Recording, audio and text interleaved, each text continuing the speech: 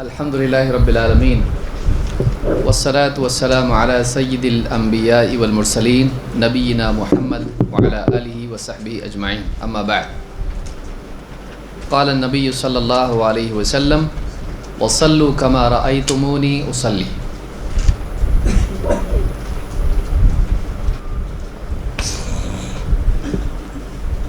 پچھلی مجلس میں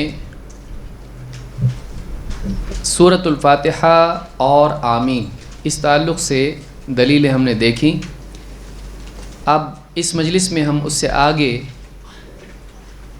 اور مسائل کی دلیلیں دیکھیں گے۔ فصل 10ویں فصل ہم دیکھ رہے ہیں۔ سورۃ الفاتحہ کے بعد قرأت۔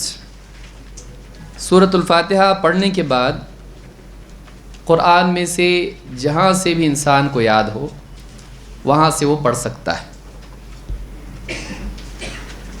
اللہ رب العالمین نے قرآن میں فرمایا فَقْرَؤُوا مَا تَيَسَّرَ مِنَ الْقُرْآنِ، جہاں سے بھی تمہارے لیے میسر ہو، جو بھی قرآن تمہارے لیے میسر ہو وہ پڑھو۔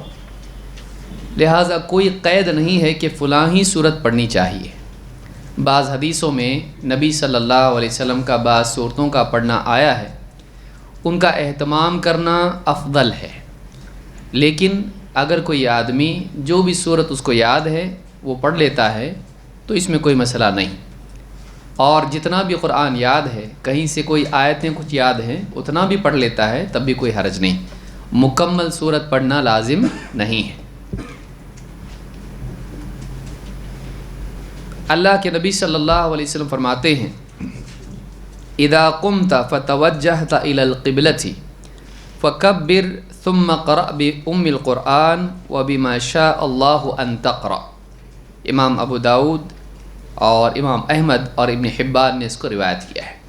فرمایا کہ جب تو نماز کے لیے کھڑا ہو اور قبلہ رخ ہو جائے تو تکبیر کہہ اور ام القرآن یعنی سورۃ الفاتحہ پڑھ، اور جو اللہ چاہے پڑھ، وَبِمَا شَاءَ اللَّهُ أَن تَقْرَأَ، اور جو اللہ تعالیٰ تجھے توفیق دے پڑھنے کی وہ پڑھ۔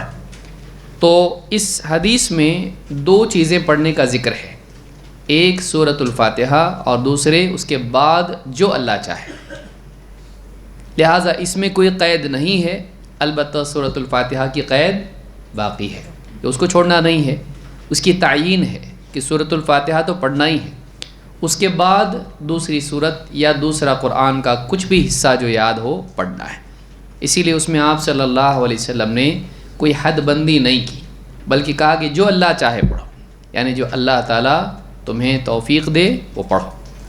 تو اس حدیث سے دونوں باتیں معلوم ہوئی، وہ یہ کہ سورۃ الفاتحہ پڑھنا ہے، اور دوسرے یہ کہ اس کے بعد بھی پڑھنا ہے، سورۃ الفاتحہ کے علاوہ بھی پڑھنا ہے۔ لیکن سورہ فاتحہ کے علاوہ پڑھنا لازم نہیں ہے، یہ سنت ہے، مستحب ہے، ثواب کی چیز ہے۔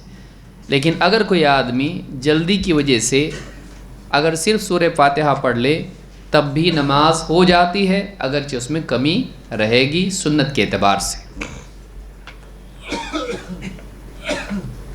اس کی دلیل کیا ہے کہ سورہ فاتحہ پڑھنا لازم ہے، لیکن سورہ فاتحہ کے علاوہ پڑھنا لازم نہیں ہے۔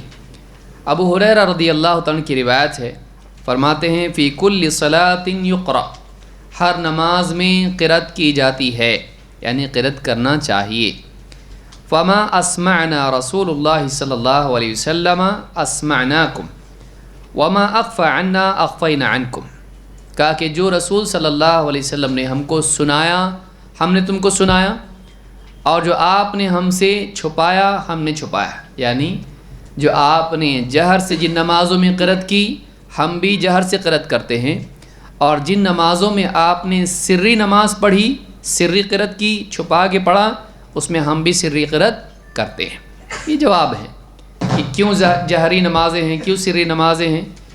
نبی صلی اللہ علیہ وسلم نے جن نمازوں میں جہری قرأت کی ہم بھی کریں گے، جن میں آپ نے سری قرأت کی ہم بھی سری قرأت کریں گے۔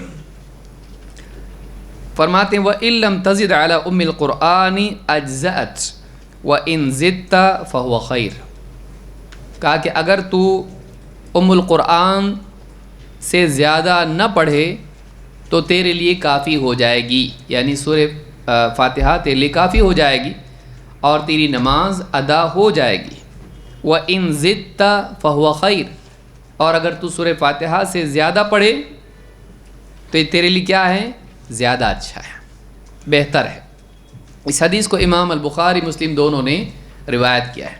اس سے معلوم ہوتا ہے کہ دو باتیں معلوم ہوئی، ایک تو یہ کہ سر اور جہر کی وجہ نمازوں میں اونچی آواز سے پڑھنا، جہراً قرأت کرنا یا سر پڑھنا، اس کی وجہ کیا ہے؟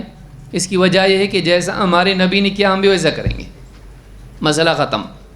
دوسری بات یہ کہ اگر آدمی سورۃ الفاتحہ سے زیادہ نہ پڑھے اجزأت، یہ تیرے لیے کافی ہو جائے گی، سورت بھی کافی ہو جائے گی اور نماز تیری ہو جائے گی۔ اور اگر تو اس سے زیادہ پڑھے سورہ فاتحہ کے علاوہ فہو خیر، تو کہا کہ یہ تیرے لیے زیادہ بہتر ہے۔ تو معلوم ہے کہ زیادہ بہتر یہ ہے کہ سورہ فاتحہ کے بعد بھی کچھ پڑھا جائے۔ لیکن اگر کسی وجہ سے آدمی نہیں پڑھ پایا، پلیٹ فارم پہ نماز پڑھ رہا اور بالکل ٹرین بہت کم وقت رکتی ہے، تو ایسے وقت میں اگر صرف سورہ فاتحہ پڑھ لے آدمی تب بھی اس کی نماز ہو جائے گی۔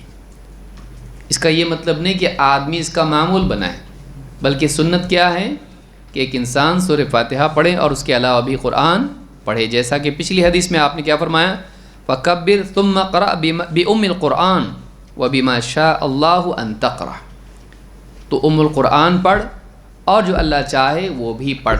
یعنی آپ صلی اللہ علیہ وسلم نے ترغیب پڑھنے کی دی ہے، چھوڑنے کی نہیں، اور آپ صلی اللہ علیہ وسلم کا عمل بھی پڑھنے کا ہے، چھوڑنے کا نہیں۔ لیکن مسئلہ یہ ہے کہ جو زیادہ پڑھا جاتا ہے وہ لازم نہیں ہے، سنت ہے۔ تو اس حدیث کو امام البخاری اور مسلم نے روایت کیا، جس میں آپ نے فرمایا کہ اگر تو سورہ فاتحہ سے زیادہ پڑھے تو یہ بہتر ہے۔ قرآن کی قرأت یا تلاوت کیسے کی جائے نماز میں؟ ترتیل سے کرنا چاہیے، جلدی جلدی دوڑ دوڑ کے نہیں پڑھنا چاہیے۔ اللہ تعالیٰ فرماتا ہے وَرَتِّلِ الْقُرْآنَ تَرْتِيلًا، قرآن پڑھ ٹھہر ٹھہر کر۔ اس سے یہ بات معلوم ہوتی ہے کہ قرآن پڑھنے میں سکون اور وقار کا لحاظ ہونا چاہیے۔ بعض تراویح کی نمازیں جو پڑھی جاتی ہیں سبھی جانتے ہیں، اس طرح سے اتنی تیزی سے کہ پیچھے اگر کوئی حافظ بھی ہے تو اس کی بھی ٹھیک سے سمجھ میں نہ آئے کہ کیا پڑھ رہا ہے، ایسی قرأت نہیں کرنا چاہیے۔ اتنی جلدی کیوں ہے؟ اتنا جلدی کیوں پڑھے آدمی؟ لوگوں کی وجہ سے، لوگوں کی رعایت کرتے ہوئے نماز کو برباد کرنا صحیح نہیں ہے۔ نماز کی رعایت پہلے کرنا چاہیے۔ آدمی ٹھیک ہے اگر مختصر پڑھنا ہے مختصر پڑھے، لیکن اتنا تیز قرآن پڑھنا کہ مذاق بن جائے تو یہ ٹھیک نہیں ہے، اس میں غلطیاں ہونے لگیں، یہ ٹھیک نہیں ہے۔ وَرَتِّلِ الْقُرْآنَ تَرْتِيلًا، اور قرآن پڑھ ٹھہر ٹھہر کر۔ ترتیل کے معنی کیا ہیں؟ ابن کثیر رحمۃ اللہ علیہ فرماتے ہیں ای لا تعجل بقراءۃ القرآن بل اقراہ فی محل و بیان مع تدبر المعانی، کہتے ہیں کہ جلدی جلدی قرآن مت پڑھ، بلکہ ٹھہر ٹھہر کے سکون وقار سے پڑھ، اس طرح سے کہ اس کے معنی میں تدبر کی بھی گنجائش ہو، اس میں غور کرنے کا مقام ہو، یعنی انسان سننے والا اس کو سمجھ سکے کہ کیا پڑھ رہا ہے۔ تو نماز میں جو قرآن پڑھا جاتا ہے وہ سکون سے، ترتیل سے، وقار سے پڑھنا چاہیے، قرآن کی تعظیم کے ساتھ پڑھنا چاہیے۔ اسی طرح سے دوسری چیز قرأت میں یہ ہے کہ انسان اچھی آواز سے پڑھے، قرآن جب پڑھے تو اچھی آواز سے پڑھے۔ اللہ کے نبی صلی اللہ علیہ وسلم فرماتے ہیں زینوا القرآن باصواتکم، قرأت کو مزین کرو اچھی آواز سے، اچھی آواز سے اپنی قرأت کو مزین کرو۔ یہاں قرآن سے مراد قراءت ہے کہ زینوا القرآن باصواتکم، ورنہ قرآن تو مزین ہے ہی ہے۔ قرآن کی زینت کیا بڑھائے گا تو؟ تیرے پڑھنے کی زینت بڑھا کیسے؟ اچھی آواز کے ذریعے سے۔ اچھی آواز کا یہ مطلب نہیں ہے کہ ایک آدمی گانوں کی طرح پڑھے، قوالی کی طرح پڑھے یا کسی اور غزل کی طرح پڑھے، بلکہ اچھی آواز کا مطلب یہ ہے کہ ایک انسان بہترین انداز میں قرآن پڑھنے کی کوشش کرے۔ عموماً جیسے حجاز کے ہمارے قراء پڑھتے ہیں، جیسے سلف کا طریقہ آیا ہے اس طرح سے پڑھے۔ بہت زیادہ بنا کے بھی پڑھنے کی ضرورت نہیں۔ آج کل ایک فیشن بن گیا، یوٹیوب پہ آپ دیکھیے، جیسے سنگر پیدا ہو گئے ہیں ویسے قاری پیدا ہو گئے ہیں۔ گانے کے انداز میں پڑھنا یہ فیشن ہے، یہ صحیح نہیں ہے۔ قرآن کو اچھے انداز میں پڑھا جائے، لیکن اس طرح سے نہیں کہ کوئی گانا گاتا ہے، بلکہ اس طرح سے کہ جیسے قرآن پڑھا جاتا ہے، اس کا ادب وقار، اس کی تعظیم، اللہ کا کلام ہے، اس طرح سے اس کو پڑھنا چاہیے۔ تو زین القرآن باصواتکم، امام البخاری نے تعلیقاً اس کو روایت کیا ہے، اور یہ حدیث صحیح بخاری میں موجود ہے، لیکن سند اس کی نہیں ہے، یعنی بلا سند امام بخاری نے بالجزم اس کو بیان کیا ہے۔ امام البخاری بغیر سند کے اگر کسی حدیث کو بیان کریں اور اس کے اندر صراحت سے کہیں کہ رسول صلی اللہ علیہ وسلم نے فرمایا یا حدیث میں ایسا ہے، صراحت کے ساتھ کہیں، جزم کے ساتھ کہیں، تو وہ بھی دلیل ہوتی ہے۔ آگے بڑھتے ہیں۔ رکوع، قومہ، سجود اور قاعدہ، یا رکوع، قیام، سجود اور قاعدہ، یعنی رکوع کے بعد کھڑا ہونا، اسی طرح سے سجدہ اور 2 سجدوں کے درمیان بیٹھنا، اس کی کیفیت کیسی ہے؟ یہ سب ساتھ میں چونکہ جڑے اور اس کی احادیث بھی ایک ساتھ آئی ہیں، لہٰذا ان چاروں کو ایک ساتھ ہم دیکھنے کی کوشش کریں گے۔ 4 حالتیں کون سی ہیں؟ رکوع اور اس کے بعد کا قیام، اس کو قومہ بھی کہا جاتا ہے، قیام بھی کہہ سکتے ہیں آپ اس کو، یہ نہیں کہ قومہ ہی کہیں گے قیام نہیں کہیں گے، قیام کہہ سکتے ہیں، وہ قیام ہے۔ اور رکوع اس کے بعد کا قیام، اور سجدہ اور ان سجدوں کے درمیان بیٹھنا، اس کو قاعدہ کہتے ہیں، بیٹھنے کو قاعدہ عربی زبان میں بولتے ہیں۔ رکوع اور سجدے نماز کے ارکان میں سے ہیں، ہر رکعت میں ایک رکوع اور 2 سجدے نماز کے رکن ہیں۔ رکوع چھوڑ دے یا ایک سجدہ چھوڑ دے، اس کی نماز نہیں ہوگی، وہ رکعت ضائع ہو گئی، جسے میں نے پہلے بھی بتایا تھا۔ جس طرح سے سجدہ نماز کا رکن ہے، اسی طرح سے رکوع بھی نماز کا رکن ہے۔ اللہ تعالیٰ قرآن کریم میں فرماتا ہے، یا ایھا الذین آمنوا ارکعوا واسجدوا، اے ایمان والو رکوع کرو اور سجدہ کرو۔ تو اللہ رب العالمین نے قرآن کریم میں بھی رکوع اور سجدے کا حکم دیا ہے۔ یہ سورہ حج کی آیت نمبر 77 ہے۔ رکوع میں کیفیت کیسی ہو؟ رکوع میں گھٹنوں کو پکڑنا اور کوہنیوں کو سیدھا کرنا۔ عباس ابن سہل ابن سعد کہتے ہیں، اجتمع ابو حمید و ابو اسید و سہل ابن سعد و محمد ابن مسلمہ، 4 صحابی جمع ہوئے، ابو حمید، ابو اسید اور سہل ابن سعد اور محمد ابن مسلمہ، چاروں جمع ہوئے۔ فذکروا صلاۃ رسول اللہ صلی اللہ علیہ وسلم، تو انہوں نے آپس میں اللہ کے رسول صلی اللہ علیہ وسلم کی نماز کا تذکرہ کیا۔ فقال ابو حمید انا اعلمکم بصلاۃ رسول اللہ صلی اللہ علیہ وسلم، میں تم سب میں اللہ کے رسول صلی اللہ علیہ وسلم کی نماز کو سب سے زیادہ جانتا ہوں۔ ان رسول اللہ صلی اللہ علیہ وسلم رکع، اللہ کے رسول صلی اللہ علیہ وسلم نے رکوع کیا۔ فوضع یدہ علی رکبتیہ کأنہ قابض علیہما، تو آپ صلی اللہ علیہ وسلم نے اپنے دونوں ہاتھ اپنے گھٹنوں پر رکھے، گویا کہ انہیں مضبوطی سے پکڑے ہوئے ہیں۔ اس سے معلوم ہوا کہ رکوع میں کیا کیا جائے گا؟ ہاتھوں سے گھٹنوں کو پکڑا جائے گا۔ قابض علیہما، تو ان میں قبضہ ہونا چاہیے، یعنی پکڑنا چاہیے اس کو، یہ نہیں کہ ہاتھ رکھ دیا بس، نہیں، بلکہ کیا کرنا چاہیے؟ گھٹنوں کو پکڑنا چاہیے۔ کأنہ قابض علیہما ووتر یدیہ فنحاہما عن جنبیہ، کہتے ہیں کہ آپ صلی اللہ علیہ وسلم نے اپنے دونوں ہاتھوں کو کی توتیر کی۔ وتر یدیہ، توتیر وتر کہتے ہیں، جیسے تیر یعنی کمان ہوتی ہے، اس میں دھاگا باندھا جاتا ہے تیر چلانے کے لیے، وہ جو دھاگا ہوتا ہے، رسی ہوتی ہے، اس کو کیا کہتے ہیں؟ وتر۔ تو آپ صلی اللہ علیہ وسلم نے جب رکوع میں گئے تو آپ نے ہاتھوں کو سیدھا رکھا اس طرح سے، وَنَحَّاهُمَا عَنْ جَنْبَيْهِ، اپنے دونوں ہاتھوں کو آپ صلی اللہ علیہ وسلم نے اپنے پہلوؤں سے جدا رکھا. یعنی جب رکوع میں جائیں گے تو ہاتھوں کو چپکانا ہے بغل میں نہیں، بلکہ کھلا رکھنا ہے. اور جیسے یعنی کمان میں یہ دھاگا ہوتا ہے اس طرح سے ہاتھ ایک دم سیدھے ہونے چاہیے، اور یہ حصہ جو ہے اس طرح سے کھلا ہوا ہونا چاہیے. تو یہ ابو داؤد اور ترمذی کی روایت ہے. معلوم ہوا کہ رکوع میں نمبر 1 گھٹنوں کو پکڑنا ہے، دوسرے یہ کہ ہاتھ سیدھے رکھنا ہے اور اس کو پہلوؤں سے جدا رکھنا ہے. بخاری کے الفاظ ہیں وَإِذَا رَكَعَ أَمْكَنَ يَدَيْهِ مِنْ رُكْبَتَيْهِ، کہ آپ نے جب رکوع کیا تو اپنے دونوں ہاتھ اپنے گھٹنوں پر ٹکا دیے. تو اس طرح سے مضبوطی سے پکڑنا اور ہاتھ اس طرح سے رکھنا گھٹنوں پہ، یہ رکوع کا عمل ہے. اس کو بخاری نے روایت کیا ہے. رکوع میں پیٹھ ایک دم سیدھی ہونی چاہیے، اونٹ کی طرح نہیں، بلکہ پیٹھ کیسی ہونی چاہیے؟ سیدھی، زمین کے متوازی ہونا چاہیے، پیرلل ہونا چاہیے. حضرت عائشہ رضی اللہ تعالیٰ عنہ کی حدیث میں ہے وَكَانَ إِذَا رَكَعَ لَمْ يُشْخِصْ رَأْسَهُ وَلَمْ يُصَوِّبْهُ وَلَكِنْ بَيْنَ ذَلِكَ.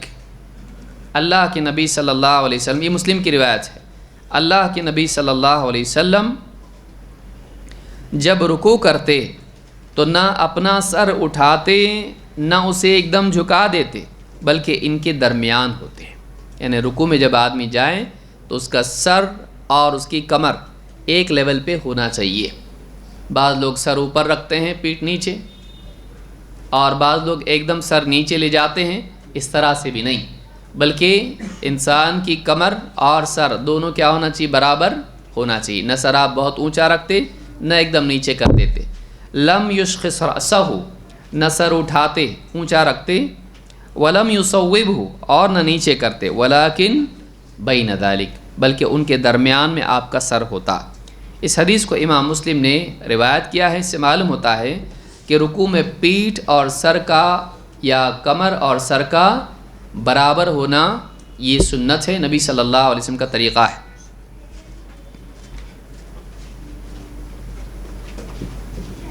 رکوع کے بعد اطمینان سے کھڑے ہونا. رکوع کے بعد اطمینان سے کھڑے ہونا، یہ نہیں کہ آدمی رکوع سے کھڑا ہو جائے اور فوراً چلا جائے سجدے میں، بلکہ رکوع سے فارغ ہونے کے بعد کھڑا ہو تو تھوڑی دیر سکون سے کھڑا ہو، اس کے بعد سجدے میں جائے. برا ابن عازب رضی اللہ تعالیٰ عنہ سے روایت ہے، کہتے ہیں کان رکوع النبی صلی اللہ علیہ وسلم وسجودہ واذا رفع رأسہ من الرکوع وبین السجدتین قریبا من سواء. اللہ کے رسول صلی اللہ علیہ وسلم کا رکوع اور آپ کے سجدے اور آپ کا رکوع کے بعد سر اٹھا کے کھڑے ہونا، یعنی سر رکوع سے اٹھانا اور کھڑے ہو جانا، اور دو سجدوں کے درمیان بیٹھنا، یہ سب کا سب برابر تھا. یعنی اس میں جتنا آپ رکوع میں رہتے اتنا کھڑے رہتے، رکوع کے بعد پھر سجدے میں چلے جاتے اتنا ہی، اور سجدوں کے درمیان بیٹھتے اتنا ہی. تو یہ چاروں حالتیں برابر ہونی چاہیے، اس میں کمی نہیں کرنا چاہیے کہ آدمی رکوع میں رہے لیکن رکوع کے بعد زیادہ رکے نہیں، فوراً چلا جائے سجدے میں، نہیں، بلکہ سکون سے کھڑا ہو جائے. اتنی بھی کیا جلدی انسان کو؟ اللہ سے جلدی ہے، کیوں جلدی ہے؟ اس سے بڑھ کے کیا کام ہے؟ نماز کو خراب نہ کریں اپنے کاموں کو بہتر بنانے کے لیے. جو آدمی اپنے دنیا کے کاموں کو بہتر بنانے کے لیے اپنی نماز کو خراب کرتا ہے، نتیجے میں وہ اپنے کاموں کو بھی خراب کرے گا، کیونکہ کاموں کا بنانے والا کون ہے؟ تو نماز کو خراب کرے گا اللہ، تیرے کام کو خراب کرے گا. تو اللہ تعالیٰ کو راضی کرنا یہ اصل ہے، باقی سارے کام اللہ بناتا ہے.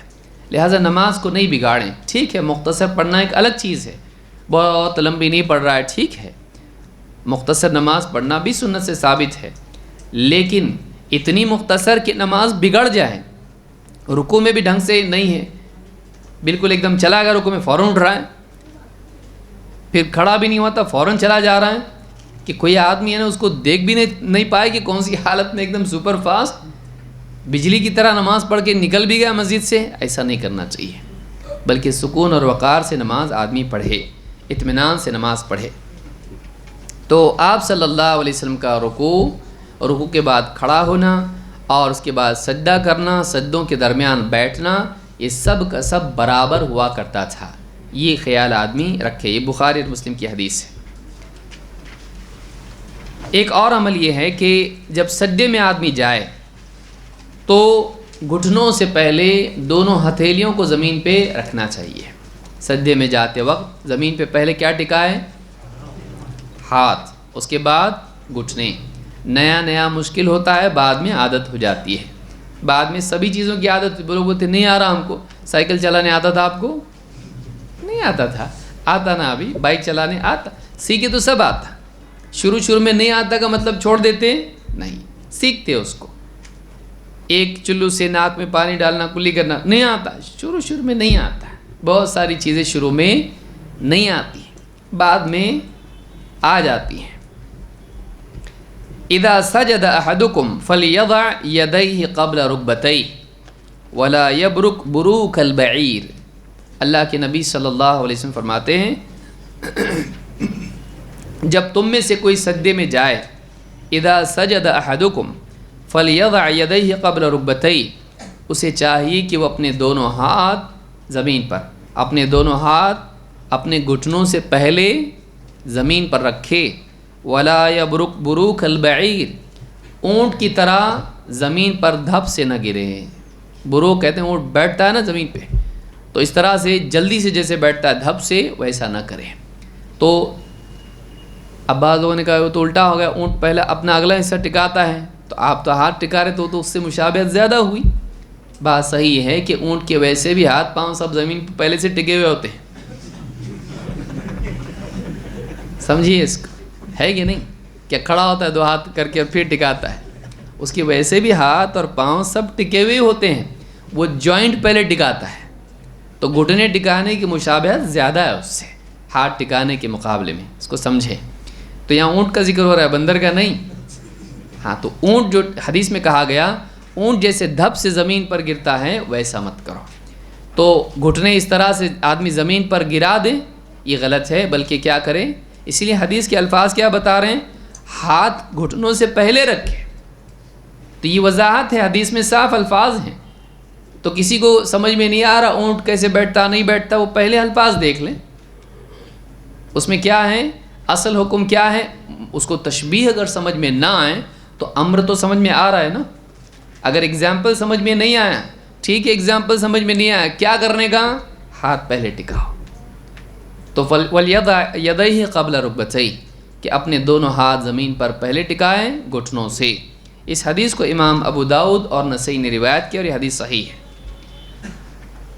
نافع ابن عمر رضی اللہ تعالیٰ عنہ سے روایت کرتے ہیں اور ان کے بارے میں ذکر کرتے ہیں، انہ کان یضع یدیہ قبل رکبتیہ، کہ عبداللہ ابن عمر رضی اللہ تعالیٰ عنہما گھٹنوں سے پہلے زمین پر ہاتھ ہی ٹکاتے تھے۔ صحابی بھی ویسے ہی عمل کرتے تھے جیسا آپ نے حکم دیا۔ وقال کان رسول اللہ صلی اللہ علیہ وسلم یفعل ذلک، اور ابن عمر رضی اللہ تعالیٰ نے کہا کہ اللہ کے رسول صلی اللہ علیہ وسلم بھی ایسا ہی کرتے تھے۔ تو اس سے معلوم یہ ہوا کہ نہ صرف اللہ کے نبی صلی اللہ علیہ وسلم کا حکم ہے بلکہ آپ کا عمل بھی ہے، اور نہ صرف آپ صلی اللہ علیہ وسلم کا ہے بلکہ آپ کے بعد کس کا عمل ہے؟ صحابی کا۔ تو اس سے بات واضح ہوتی ہے، امام ابن خزیمہ نے اس کو روایت کیا اور اس کی سند صحیح ہے۔ تو اس حدیث سے بات معلوم پڑتی ہے، دونوں حدیثوں سے بات معلوم ہوتی ہے کہ سجدے میں جانے والا زمین پر پہلے دونوں ہاتھ ٹکائے اور اس کے بعد گھٹنے۔ بعض لوگ کہتے ہیں دونوں ہاتھ کیسے ٹکائے؟ زمین سے نزدیک آ کے ٹکائے، کھڑے ہو کے نہیں۔ بولے نہیں آ رہا ہم کو کرنے کو، بھائی سمجھے گا کسی کو دیکھ کیسے کرتا ہے۔ جھکنے کے بعد زمین سے جب قریب آئے تو اب دو میں سے ایک آپشن ہے، گھٹنے بھی تو کھڑے ہو کے نہیں ٹکاتا ہے نا، گھٹنے کب ٹکاتا؟ نزدیک آ کے۔ تو جیسے نزدیک آ گیا پہلے ہاتھ ٹکا۔ یہ اس لیے بھی اچھا ہے کہ آپ بزرگوں کو دیکھیے، وہ گھٹنے پہلے نہیں ٹکا سکتے ہیں۔ نماز میں آدمی ایک دم دھپ سے گرے گا، نہیں ہو پاتا ہے، آدمی ہاتھ پہلے ٹکا کے بھی گھٹنے آسانی سے ٹکا سکتا ہے۔ تو اس حدیث سے بات معلوم ہوتی ہے کہ پہلے دونوں ہاتھ ٹکائے اس کے بعد گھٹنے۔ سجدے کے اعضاء کون کون سے ہیں؟ سجدے میں کون کون سے اعضاء زمین پر ٹکنے چاہیے؟ اللہ کے نبی صلی اللہ علیہ وسلم فرماتے ہیں امرت ان اسجد علی 7 اعظم، مجھے حکم دیا گیا ہے کہ میں 7 اعضاء پر سجدہ کروں، 7 اعضاء پر سجدہ کروں۔ علی الجبہۃ، پیشانی، واشار بیدہ علی انفہ، آپ نے اپنی ناک پر انگلی رکھ کے اس طرف اشارہ کیا۔ زبان سے کیا کہہ رہے ہیں؟ پیشانی، اور انگلی سے کیا کیا؟ یعنی بتا رہے ہیں کہ پیشانی میں یہ بھی داخل ہے، یعنی دونوں ٹکنا چاہیے۔ والیدین والرکبتین واطراف القدمین، دونوں ہاتھ، دونوں گھٹنے اور پاؤں کی انگلیاں بھی، اطراف القدمین دونوں پاؤں کی انگلیاں۔ باہر کون بات کر رہا ہے؟ خاموش کرائیں۔ تو ہم کو اندر لائیے، جو بھی ہیں ان کو اندر لائیے۔ تو کتنے اعضاء ہوئے؟ 7۔ ایک روایت میں الوجہ، چہرہ، تو چہرے کے اعتبار سے ناک اور پیشانی ایک شمار ہوگا، تو پورا چہرہ ہے، اس میں کتنی چیزیں ہیں؟ 2۔ اور پھر دونوں ہتھیلیاں، دونوں گھٹنے اور دونوں پاؤں کی انگلیاں، تو یہ ساری چیزیں زمین پہ ٹکنی چاہیے۔ تو حدیث میں کہ امرت، مجھے حکم دیا گیا ہے کہ میں 7 اعضاء پر سجدہ کروں، یعنی معلوم ہے حکم کون دیتا رسول کو؟ اللہ رب العالمین۔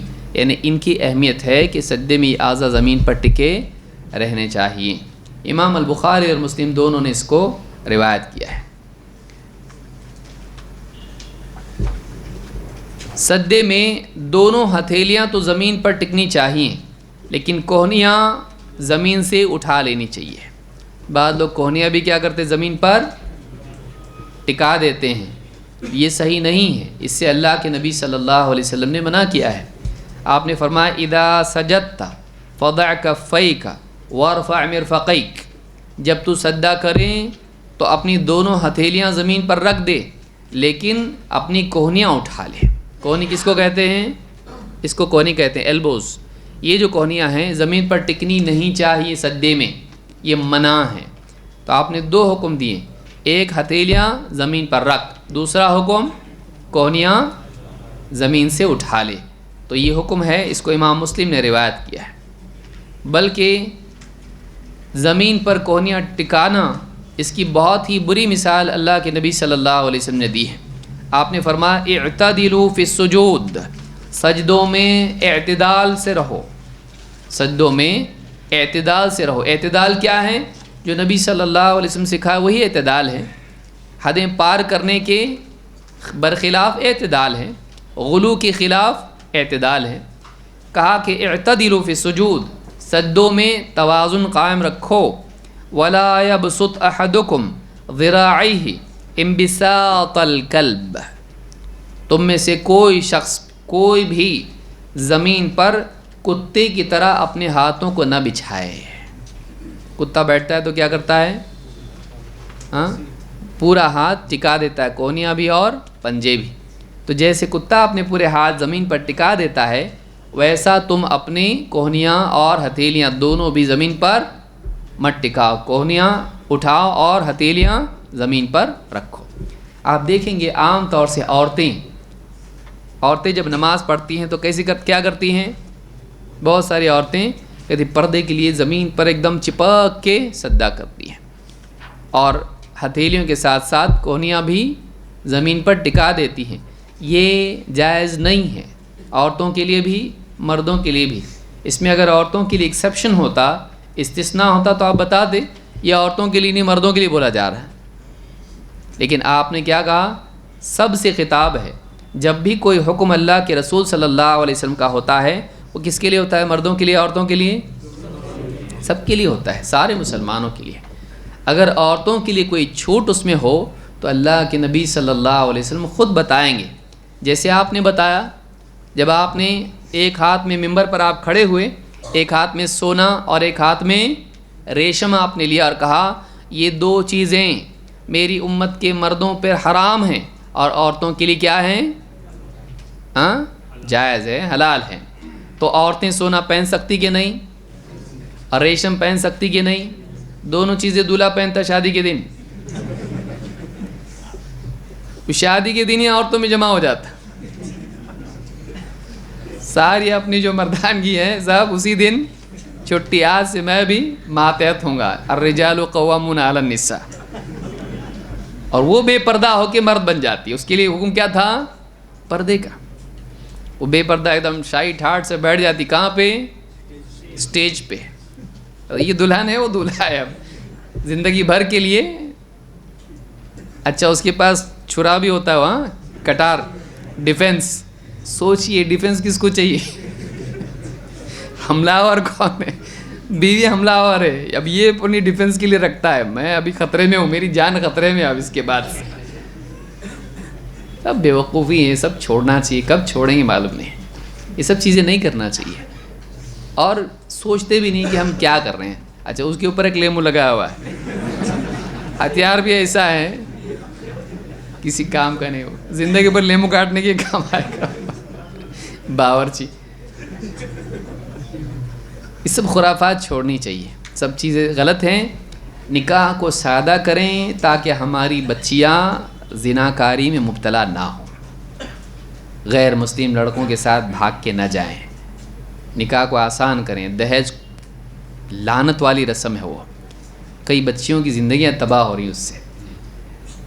نوجوان کہیں، ماں باپ ان کے کہیں ہم کو نہیں چاہیے دہیج، بہرحال دور بات نکل جائے گی، لیکن یہ حالات ہیں اس لیے بولنا پڑتا ہے کہ مسلمان بچیاں آج گھروں میں بیٹھی ہوئی ہیں، پھر گھروں میں بیٹھے بیٹھے سوچتی ہے ابھی ایک کی شادی ہوئی، باپ کو بہت ٹائم لگے گا اس کے لیے جمانے میں، میں ہی اپنے لیے جمانے کے لیے جاب کرتی ہوں۔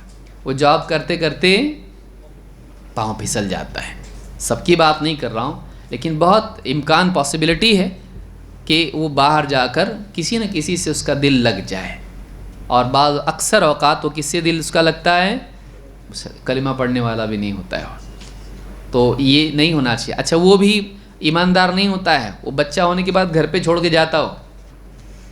کتنے کیسز ایسے ہیں کہ لڑکی کے ساتھ افیئر کرتا ہے، اس کو اپنے گھر لے جاتا ہے بھگا کے، شادی وادی کورٹ میں ہوتی ہے، اس کے بعد جب بچہ ہوتا ہے تو باپ کے پاس لا کے چھوڑ دیتا ہے، اس کی حاجت پوری ہو گئی، ابھی کون سنبھالتا رہے اس کو، کیونکہ میچ نہیں ہوتے، یہ الگ گھر کی وہ الگ گھر کا نہیں ہوتا، نہیں جمتا، اس کی ماں، اس کے گھر، اس کی بہنیں نہیں ہو پاتا ہے، تو 1 سال کے بعد جب اس کے دل ٹھنڈا ہو جاتا ہے باپ کے ہاں لا کے چھوڑ دیتا ہے۔ اب سنبھالتے رہو، اس کی زندگی پوری خراب، کوئی شادی بھی نہیں کرتا اس سے۔ بچائیے اپنی بچیوں کو، اپنی بچیوں کو گھروں میں بچائیے، اور شادی آسان کیجیے، نکاح آسان کیجیے، فضولیات سب ڈیلیٹ کر دیجیے، سب ختم کر دیجیے، سادہ نکاح کیجیے، اپنے گھر والے، جس کا ہو گیا اس کو نہیں بول رہا ہوں، گھر پہ جا کے بیویوں کو بولیں گے آسان شادی کرنے کو بولیں ہم کو، سادہ نکاح کریں اور یہ ساری خرافات سے بچیں۔ تو اس حدیث میں کیا کہا؟ اگر یعنی عورتوں کے لیے کوئی خاص بات ہے تو اللہ کے نبی صلی اللہ علیہ وسلم بتاتے ہیں، جیسے آپ نے سونے اور ریشم کے بارے میں بتایا، لیکن یہاں پر آپ نے عورتوں کے بارے میں الگ سے حکم دیا نہیں۔ ویسے ہی جیسے آپ نے کہا وَصَلُّوا كَمَا رَأَيْتُمُونِي اُصَلِّ، تم ویسے نماز پڑھو جیسے مجھ کو پڑھتا دیکھتے ہو۔ آپ نے نہیں کہا کہ عورتوں کے لیے الگ نماز ہے، بلکہ آپ صلی اللہ علیہ وسلم نے سارے مسلمانوں کو یہ حکم دیا کہ جیسے مجھ کو پڑھتا دیکھتے ہو تم بھی نماز پڑھو۔ اس میں مرد بھی ہیں اور عورتیں بھی ہیں۔ اگر ان کے لیے کوئی الگ حکم ہے تو اس کے لیے حدیث سے دلیل ملے گی، ورنہ وہ بھی سیم عورتوں کے لیے حکم مانا جائے گا۔ سمجھ میں آ رہی بات کہ اسلام کے نبوی حکم کے مخاطب مسلمان مرد بھی ہیں اور عورتیں بھی۔ اگر عورتوں کے لیے یا مردوں کے لیے کوئی الگ حکم ہوگا تو اس کی دلیل ہوگی، اگر نہیں ہے کا مطلب دونوں کے لیے سیم مانا جائے گا۔ سمجھ میں آئی بات؟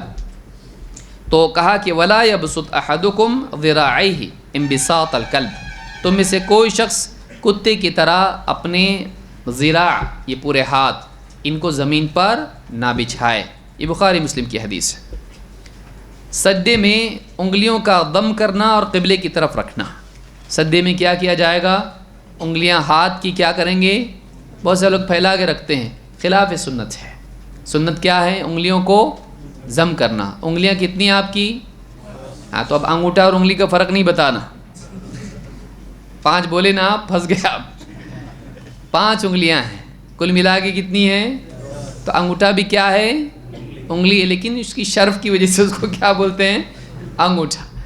تو 5 انگلیاں، ان کو کیا کرنا چاہیے؟ ضم کا مطلب سمیٹ لینا، جوڑ لینا. علقمہ ابن وائل اپنے والد وائل ابن حجر رضی اللہ تعالیٰ سے روایت کرتے ہیں ان النبی صلی اللہ علیہ وسلم کان اذا سجد ضم اصابعہ. اللہ کے نبی صلی اللہ علیہ وسلم جب سجدہ کرتے تو سجدے میں اپنی انگلیوں کو کیا کرتے؟ ملا لیتے، سمیٹ لیتے. تو انگلیاں ضم کی جائیں گی سجدے کی حالت میں. امام ابن خزیمہ، ابن حبان اور حاکم نے اس کو روایت کیا ہے. بازوؤں کو پہلوؤں سے الگ رکھنا، یعنی جس سے ہم نے رکوع میں دیکھا، اسی طرح سے سجدے میں بھی کیا کریں گے؟ چپکائیں گے نہیں ایسا ہاتھوں کو، کوہنیوں کو بغلوں میں نہیں لے جائیں گے، بغل بند نہیں کر دیں گے، بلکہ کیا کریں گے؟ ہاتھ پھیلانا چاہیے. عبداللہ ابن مالک ابن بحینہ کہتے ہیں ان النبی صلی اللہ علیہ وسلم کان اذا صلی فرج بین یدیہ حتی یبدو بیاض ابطیہ. اللہ کے رسول صلی اللہ علیہ وسلم جب نماز پڑھتے تو اپنے دونوں ہاتھ پھیلاتے سجدے میں، حتی یبدو بیاض ابطیہ، یہاں تک کہ آپ کی بغلوں کی سفیدی دکھائی دیتی ہے. جب آپ سجدے میں جاتے تو یہ حصہ کیا ہوتا؟ کیونکہ کبھی چادر پہن کر بھی آپ چادر اوڑھ کے بھی نماز پڑھتے تھے، تو اس طرح سے آپ کی بغلوں کی سفیدی کیا ہے؟ دکھائی دیتی تھی. تو اس کو امام البخاری اور مسلم دونوں نے روایت کیا ہے. تو اس حدیث سے بات معلوم ہوتی ہے کہ سجدے میں ہاتھوں کو سمیٹنا نہیں چاہیے، بلکہ کیا کرنا چاہیے؟ پھیلا کے رکھنا چاہیے. بازوؤں کو بغل سے ہٹا کے رکھنا چاہیے، پہلوؤں سے الگ رکھنا چاہیے. سجدے میں ہتھیلیاں کہاں رکھی جائیں؟ جہاں سر رکھتے ہیں وہیں ہتھیلیاں رکھی جائیں گی، یعنی اس کے دائیں بائیں، اور کندھوں کے دائیں بائیں بھی رکھ سکتے ہیں. یعنی سجدے میں جب آدمی جائے تو دونوں ہتھیلیوں کے درمیان بھی سجدہ کر سکتا ہے، یا یہ کہ اس کے ہاتھ کہاں ہوں؟ اس کے کندھوں کے آس پاس ہوں. ابو حمید الساعدی رضی اللہ تعالیٰ کہتے ہیں ان النبی صلی اللہ علیہ وسلم کان اذا سجد، اللہ کے نبی صلی اللہ علیہ وسلم جب سجدہ کرتے، امکن انفہ وجبہتہ من الارض، اپنی ناک اور پیشانی زمین پر ٹکا دیتے، اپنی ناک اور پیشانی زمین پر ٹکا دیتے.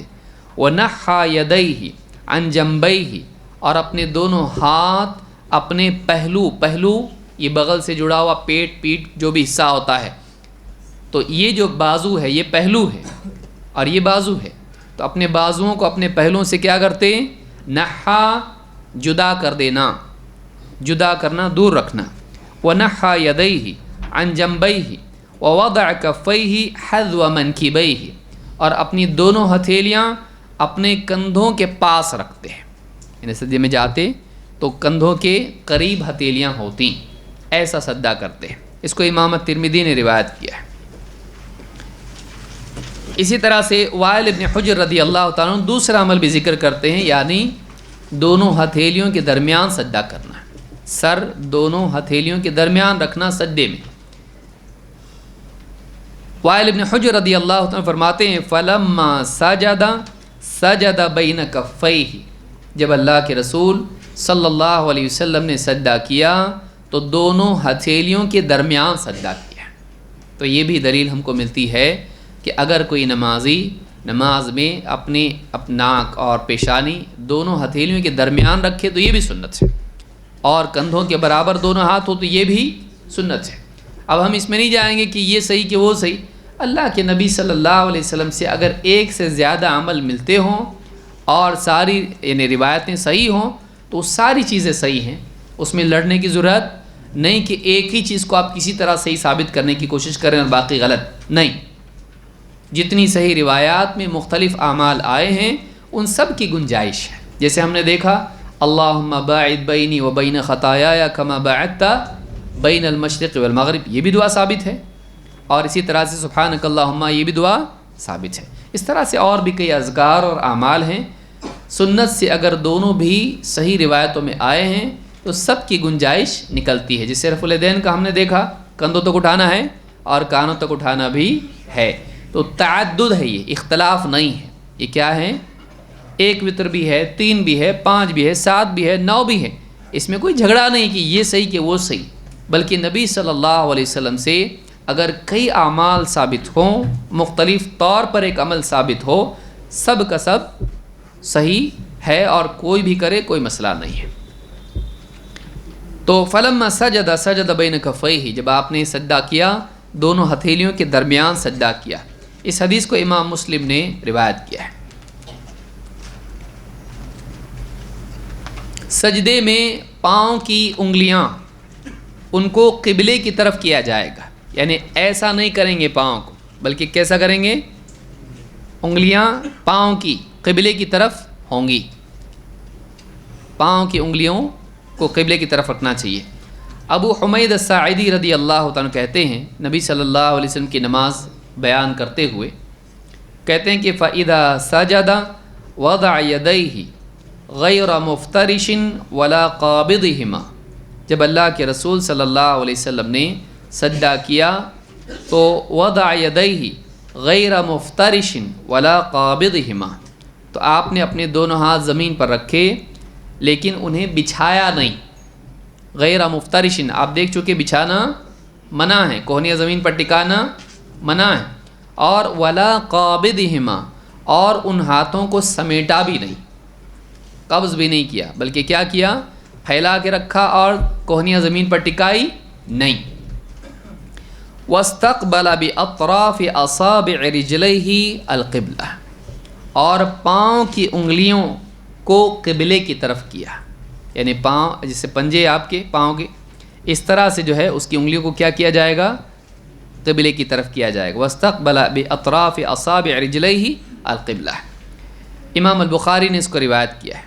तो इससे बात मालूम होती है कि सजदे में पाँव की उंगलियों का रुख कहाँ होना चाहिए? क़िबले की तरफ। यूँ नहीं कि आप बाद लोग पाँव उठा लेते हैं, पाँव उठा लेते हैं, नहीं, पाँव ज़मीन पर टिके होना चाहिए। और ऐसे भी नहीं कि पाँव के नाखून जो है वो ज़मीन पर टिके हों, नहीं, पाँव के नाखून क्या होना चाहिए? ऊपर, और उंगलियां ज़मीन पर टिकी होना चाहिए सजदे की हालत में। सजदे में एड़ियों को जोड़ा जाएगा और ये सुन्नत है। अबू हुरैरा और आयशा रदी अल्लाह तआला अन्हा से रिवायत है कि फरमाती हैं फ़क़दतु रसूलल्लाह सल्लल्लाहु अलैहि वसल्लम लैलतन मिनल फ़िराशि फ़ल्तमस्तुहु, मैंने एक रात अल्लाह के रसूल सल्लल्लाहु अलैहि वसल्लम को अपने बिस्तर पर नहीं पाया तो मैंने आपको तलाश किया। फ़वक़अत यदी अला बत्नि क़दमैहि, घर में चिराग नहीं था तो फरमाती कि मैंने देखा कहीं बाजू में है या नहीं है, तो फ़वक़अत यदी अला बत्नि क़दमैहि, तो मेरे हाथ आपके पाँव की पुश्त पर पड़े, यानी जो तलवे होते हैं उस पर मेरे हाथ पड़े। वह फ़िल मस्जिदी वहुमा मंसूबतान, आप मस्जिद में थे और आपके कदम खड़े हुए थे, यानी सजदे में कैसा होना चाहिए? कदम, हाँ, उसको बिछाना नहीं बल्कि कदम मंसूबतान, दोनों भी कदम खड़े थे। इसको इमाम मुस्लिम ने रिवायत किया है। इब्न खुज़ैमा, इब्न हिब्बान, हाकिम और बैहक़ी की रिवायत में है फ़वजदतुहु साजिदन रासन अक़िबैहि मुस्तक़बिलन बि अतराफ़ि असाबिअहि अल-क़िबला। देखिए सहाबा ने कितना दिक्कत से नबी सल्लल्लाहु अलैहि वसल्लम के बारे में तफ़सीलात बयान की हैं। वाक़ई अल्लाह रब्बुल आलमीन ने उनको बराबर चुना था अपने नबी की अदाओं को महफूज रखने के लिए, हर चीज़ को बयान किया है। हम में से माँ बाप, दादा दादी, इन लोगों को हम लोगों ने जिसने भी देखा है, कोई याद रखा कैसा रहता था उनका पाँव सजदे में? कभी देखे, ध्यान दिए? नहीं। आप देखिए सहाबा ने कितना ध्यान दिया। کتنی روایتیں ہم ایک کے پیچھے ایک دیکھ رہے ہیں، صحابی برابر دھیان دے کے بیان کرتے ہیں۔ یہ شوق تھا ان لوگوں کا نبی صلی اللہ علیہ وسلم کے عمل کو دیکھنے کا۔ آج ہمارے اندر وہ شوق ہے کیا؟ یہ بھی سوچنے کی چیز ہے۔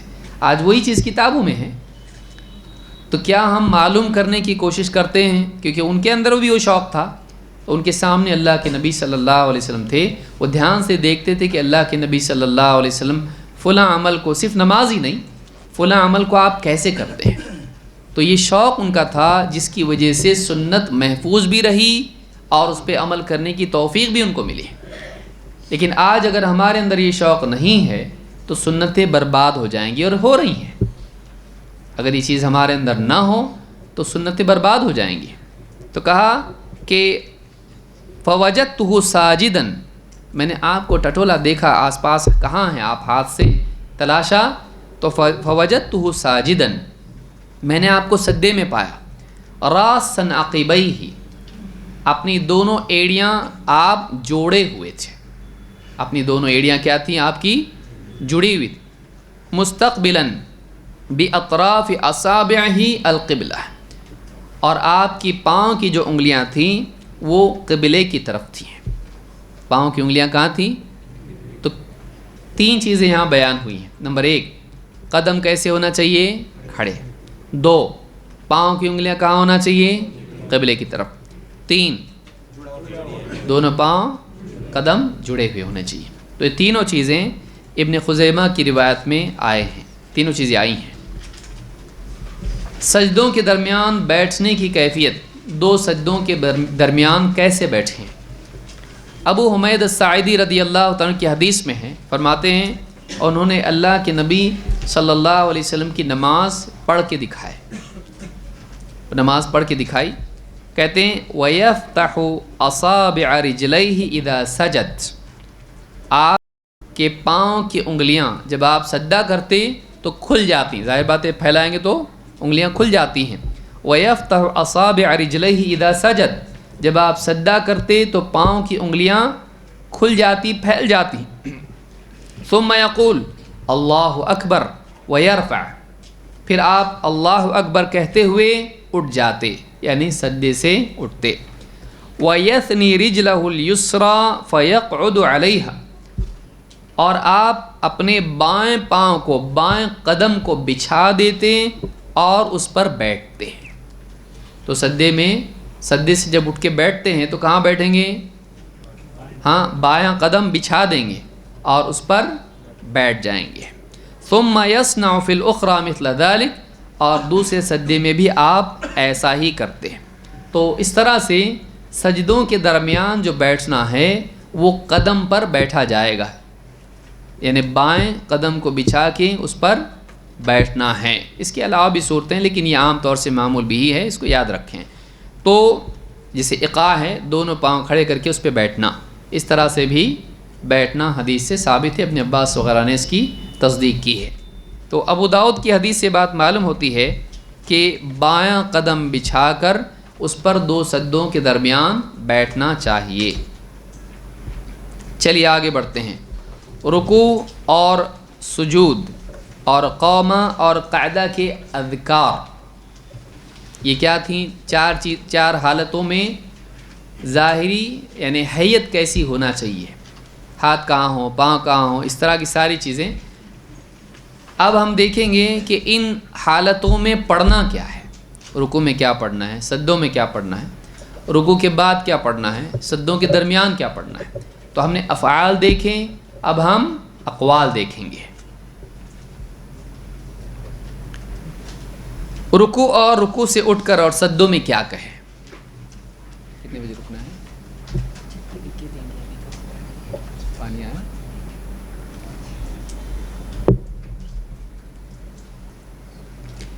حذیفہ رضی اللہ تعالیٰ کی روایت ہے، فرماتے ہیں صلیت مع النبی صلی اللہ علیہ وسلم ذات لیلۃ، ایک رات میں نے اللہ کے رسول صلی اللہ علیہ وسلم کے ساتھ نماز پڑھی، اور انہوں نے لمبی حدیث بیان کی کہ اللہ کے نبی صلی اللہ علیہ وسلم نے کیسی نماز پڑھی۔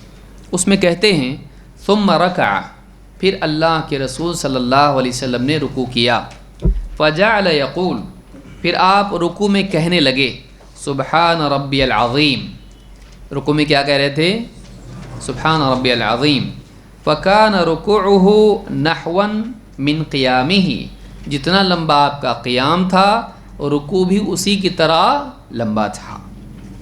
ثم قال سمع اللہ لمن حمدہ، پھر آپ نے کیا کہا رکوع سے کھڑے ہو کر؟ سمع اللہ لمن حمدہ. ثم قام طویلا قریبا مما رکع، اور جتنا آپ رکوع میں تھے اتنا ہی لمبا آپ نے رکوع سے اٹھ کر قیام کیا. ثم سجد، پھر سجدہ کیا. فقال سبحان ربی الاعلی، اور سجدے میں آپ نے کیا کہا؟ سبحان ربی الاعلی. فکان سجودہ قریبا من قیامہ، اور آپ کا سجدہ بھی ویسا ہی تھا جیسے آپ کا قیام تھا. تو یہاں پر ایک بات تو یہ معلوم ہوئی کہ رکوع، سجدہ، رکوع سے کھڑا ہونا اور اسی طرح سے دو سجدوں کے درمیان بیٹھنا، یہ سب کیا ہونا چاہیے؟ برابر، سوا، برابر ہونا چاہیے، ایکول. اور دوسری بات اس سے معلوم ہوئی کہ رکوع میں کیا پڑھیں گے؟ سبحان ربی العظیم. اور سجدے میں کیا پڑھیں گے؟ سبحان ربی الاعلی. سبحان ربی العظیم اور سبحان ربی بعض لوگ کہتے ہیں سبحان رب العظیم، یہ غلط ہے. رب العظیم کا مطلب ہوتا ہے عظیم کے رب، اور عظیم اس کا نام ہے؟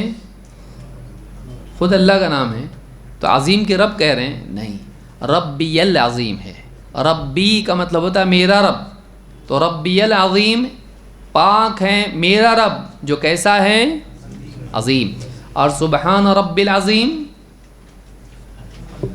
رب العظیم، عظیم کا رب، اس کی پاکی ہے. کون ہے یہ؟ تو عظیم کا رب کون ہے؟ تو دیکھیے پڑھنے میں غلطی آدمی کرتا ہے اور زندگی بھر غلط پڑھتا ہے، صرف ایک وجہ سے. کیوں غلط پڑھتا ہے؟ ایک وجہ سے، شرم آتی کسی کے سامنے بیٹھ کے صحیح کرنے کے لیے. غلط پڑھنے کو شرم نہیں آتی اللہ کے سامنے، ہے کہ نہیں؟ اللہ کے سامنے غلط پڑھنے کو شرم نہیں آتی، لیکن بندوں کے سامنے غلطی صحیح کرنے کو شرم آتی. اس سے بڑا کوئی شرم کے لائق کام ہے؟ سوچئے، یہی خود ایک شرم کے لائق چیز ہے کہ آدمی زندگی بھر غلط پڑھنے پہ راضی ہے اللہ کے سامنے، لیکن بندوں کے سامنے اپنی غلطی کو صحیح کرنے کے لیے تیار نہیں ہے، اس کو شرم آتی ہے. یا بعض لوگوں کے پاس ٹائم نہیں ہے، قبر میں ٹائم رہے گا لیکن وہاں پر نماز کے لیے ٹائم نہیں رہے گا، موقع نہیں رہے گا. کیوں غلط پڑھ کے جائے بھئی آدمی؟ 4 نمازیں پڑھ رہا ہے زندگی میں، وہ بھی کبھی دھیان ادھر ہے تو کبھی کچھ ادھر ہے، اس میں بھی اور 50 غلطیاں کر کے جائے. کیوں نہیں پڑھے صحیح آدمی؟ تھوڑا وقت نکالے اور کسی کے پاس بیٹھے، مسجد کے امام ہوتے ہیں، میرا ذرا سا سن لیجئے، سورہ فاتحہ سن لیجئے، میرے ذکر اذکار سن لیجئے، فلاں رکوع کے، سجدے کے، التحیات سن لیجئے، فلاں صورتیں مجھ کو یاد ہے وہ سن لیجئے. کیوں نہیں کرتا آدمی؟ اتنا بزی مر جائے گا، قبر میں قیامت تک پڑا رہے گا، کوئی کام آنے والا نہیں. جن بیوی بچوں کے لیے کمانے کے لیے تو اپنی نمازیں خراب کر رہا ہے، وہ تیرے قبر میں اتریں گے کہ بیوی کہہ رہے نہیں میں تو ان کو چھوڑ کے جاؤں گی نہیں، اترے گی تیرے ساتھ قبر میں، قبرستان تک بھی نہیں آتی ہو تو وہ گھر پہ ہی روئے گی، بہت روئے گی، ٹھیک ہے، لیکن تیرے ساتھ قبر میں اترنے والی نہیں. تیرے بیٹے اتریں گے اور کسی کا ہاتھ پکڑ کے، تیرا ہاتھ پکڑ کے نہیں بیٹھیں گے وہ لوگ قبر میں، بیٹھیں گے تیرا ہاتھ پکڑ کے نہیں، وہ تیرا ہاتھ نہیں مانگیں گے، وہ باہر جو قبر سے ہے اس کا ہاتھ مانگ کے اوپر چلے جائیں گے اور سب مل کے تیرے اوپر مٹی ڈالیں گے. تو ہے پھر تیرے اعمال ہیں، تو ہے اور تیرے اعمال ہیں، پھر یہی نماز تیری ہے. ان کے لیے اپنی نماز خراب کیا، اب وہ تو کام نہیں آئے، یہ بھی کام نہیں آ رہا کیونکہ اس کو بھی سنوارا نہیں، تو دنیا ہی سنوارنے میں لگا رہا اور دنیا چھوڑ کے قبر میں چلا گیا. گھر اپنا بنایا سیمنٹ کا اور قبر کیسی ہے؟ مٹی کی. کیا فائدہ؟ نہیں آئی کام تیرے. وہ عمارت بچا سکی ملک الموت سے تجھ کو؟ نہیں. تو کیوں خراب کر رہا اپنی نماز کو؟ بیٹھ کسی کے ساتھ سیکھ تھوڑا سا، ٹھیک ہے 1 انچ عزت کم ہو جائے گی تیری، کوئی مسئلہ نہیں ہے، اللہ کے ہاں بڑھے گی کہ میرا بندہ میری خاطر ذلیل ہوا. میری خاطر بے عزت ہوا. کیا چچا 60 سال تک یہ نماز پڑھ رہے تم ابھی تک نہیں سیکھے تم؟ ہاں بابا نہیں سیکھا, کیا کروں, ابھی تو سیکھ رہا نا کہ ویسے مروں. سیکھا, تھوڑی دیر کا انسلٹ ہے. لیکن وہی آدمی جو بولا وہ کیا بولے گا, ایک چاچا ہے ہاں 60 سال کے ہو کے بھی نماز ابھی سیکھ رہے, بہت بڑی بات ہے. وہ بعد میں آپ کی تعریف بھی کرے گا. لیکن آدمی کو نہ تعریف چاہیے نہ بے عزتی کا ڈر چاہیے. اس کو کیا چاہیے, میرے اللہ کے سامنے کھڑا ہو کے میں صحیح پڑھوں نماز, غلط بات نہیں بولو. سبحان ربی العظیم, ربی العظیم بول رہا, میں غلط بول رہا اتنے سال سے. کیا پڑھ رہا, سورہ فاتحہ. کتنی غلط پڑھتے لوگ اور کیا نہیں پڑھتے ہیں. کیوں صحیح کیوں نہیں پڑھ سکتا, صحیح کیوں نہیں پڑھ سکتا؟ صحیح پڑھے, سیکھے اس کو. نماز ہے بھائی, ہمارا دین ہے, یہ محبت ہونا چاہیے ہم کو اللہ سے. ہم کوئی غلط بات نہیں بولے. بیٹے کا نام غلط کوئی پڑھا تو کتنا خراب آتا, آپ کا نام کوئی غلط پڑھا کتنا برا لگتا. میرا نام ایسا نہیں, میرا نام ایسا ہے, تو آدمی کو برا لگتا ہے. اللہ رب العالمین کا کلام پڑھ رہا تو اور غلط پڑھ رہا, قرآن غلط پڑھ رہا, سیکھنے کے لیے تیرے پاس وقت نہیں ہے, وقت نکالو. تو یہ اذکار سیکھنے چاہیے. سبحان ربی العظیم اور سبحان ربی الاعلیٰ, اس کو صحیح ڈھنگ سے پڑھنا چاہیے. امام مسلم نے اس کو روایت کیا ہے. امام جب رکوع سے کھڑا ہو تو کیا کہے؟ اللہ کے نبی صلی اللہ علیہ وسلم فرماتے ہیں اذا قال الامام سمع اللہ لمن حمدہ, جب امام سمع اللہ لمن حمدہ کہے. ابھی رکوع کی تسبیح دیکھیے ہم نے, کیا ہے رکوع کی تسبیح؟ سبحان ربی العظیم. رکوع سے کھڑے ہوں گے تو کیا ہوگا؟ کہا کہ امام جب یوں کہے سمع اللہ لمن حمدہ فقولوا اللہم ربنا لک الحمد, تو تم کیا کہو؟ اللہم ربنا لک الحمد. 4 الفاظ اس کے آئے ہیں, ربنا لک الحمد, ربنا ولک الحمد, اللہم ربنا لک الحمد, اللہم ربنا ولک الحمد. چاروں میں سے جو بھی بولے کوئی مسئلہ نہیں.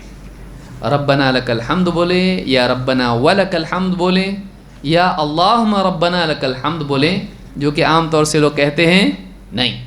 تو یہ بھی ایک سنت ہے, اللہم ربنا لک الحمد, تو یہ بھی ثابت ہے.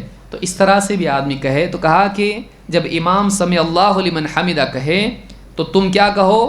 اللہم ربنا لک الحمد.